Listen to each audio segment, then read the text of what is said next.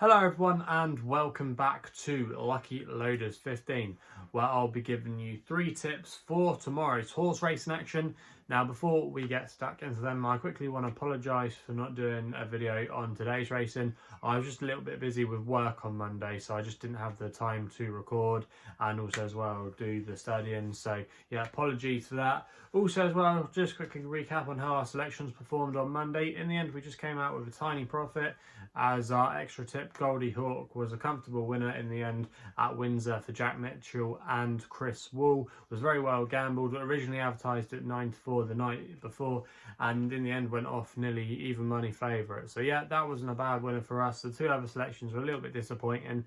Outbox had no excuses. He put it up to highest ground, but in the end he was just too good for him on the day. And then our other selection, Evergreen and Red, at Gorham, just never got into the race in the end. So yeah, that was fairly disappointing there. But yeah, not too bad, but fingers crossed we can do better tomorrow. Also as well, I should mention that I've done another Happy Valley preview on Shireen Wu's YouTube channel. So if you want to catch it, I'll try and leave a link when it's live on her channel in the description box below, so make sure you stay tuned for that. And yeah, that's all I've got to say, so let's get into it then. 3 tips for tomorrow's horse racing, and we're going to be starting with my long shot tomorrow, which goes to the jumps card at Fontwell in the 135.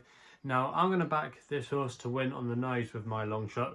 If you've been following my work for a while, you know most of the time my long shots are an each way selection, but sometimes from time to time I do say for them to win on the nose, and that's what I'm going to do with this fellow here. I'm going with Dante's View, who's currently available at 14 to 1 with bookmakers at the moment. I'm going to recommend a 0.5 win bet only with this horse for Tom Cannon and George Baker. Now this horse has been a frustrating one during his career. I think he was actually previously trained by Sir Michael Stout on the flat, and then subsequently was transferred to George Baker's yard. I actually remember when I visited George Baker's yard, I think I actually gave this horse a pat on the head. So yeah, I obviously didn't give him any luck. But yeah, this horse Dante's View actually ran a few times over hurdles last year, and he showed some liking for it early on. He actually ran at Fontwell a couple of times, making the frame, and he wasn't, like I said, he wasn't disgraced at all. He then achieved a handicap rating of 113, and he's gone down the weights a little bit now to a mark of 106, which I think is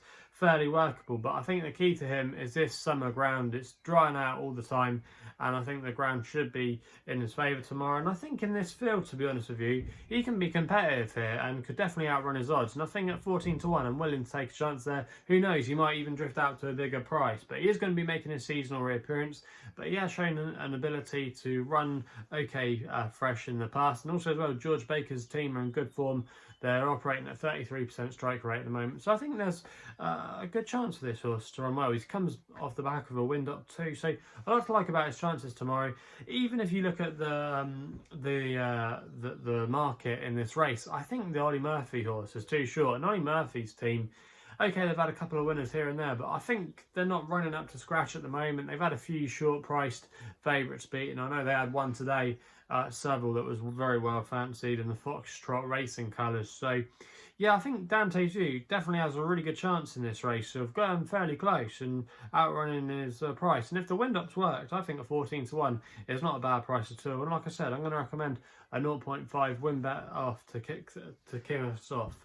We then go with my next best of the day, which is over the RSC at Cork in the 3:30. We go for the feature race there with the Munster Oaks, and I thought Thunder Kiss could be the one here for us, for Colin Keane and Lyons. Now I'm going to recommend a 1 point win bet, currently available at 9 to 2 here. Now this horse I thought ran an absolute cracker last time out when she was just touched off in a Group 3, but she ran well that day, and that was over 10 furlongs. Now tomorrow she's going to be stepping up in trip to 1.5 miles, back to this distance where she's won previously over the distance before. She was a winner over this trip at Dundalk, so we know she stays. And also as well, if you start looking into the bloodlines and the pedigree of this horse, her dam actually was able to win up to 2 miles, and I suspect maybe she's taken more off over to her dam side of the pedigree rather than the sire, who's Knight of Thunder, who normally produces milers. But Thunder Kiss, you know, I think she showed a good attitude last time and just probably found the trip a little bit on the sharp side for her. Also as well, Joe Lyons' team weren't in great form then. They're in better form now. They're operating at 33% strike rate. So I think there's a lot to like about the chances of Thunder Kiss tomorrow. I know she's got form with the likes of Mighty Blue in the past from Joseph O'Brien's team, who beat her convincingly in handicap on soft ground. But even though this horse can handle a bit of cut, I think she's better on a decent surface, and the drying out ground should help as well. I just think there's a lot of ticks in the boxes tomorrow. Mighty Blue had a hard race, in my opinion, at York the last day. So yeah, 9-2. I think that's not a bad price there, and I'm going to recommend this filly as my next bet of the day with a 1 point win bet at 9-2. We then go to the all-weather action at Kempton for the last tip. This is going to be my nap. We go to the 6:30 here at Kempton, and I go with Ahlawi for James Doyle and Hugo Palmer. Now, at the current time recording, you can back this horse at 5-1, and I'm going to recommend a 1 point win bet here.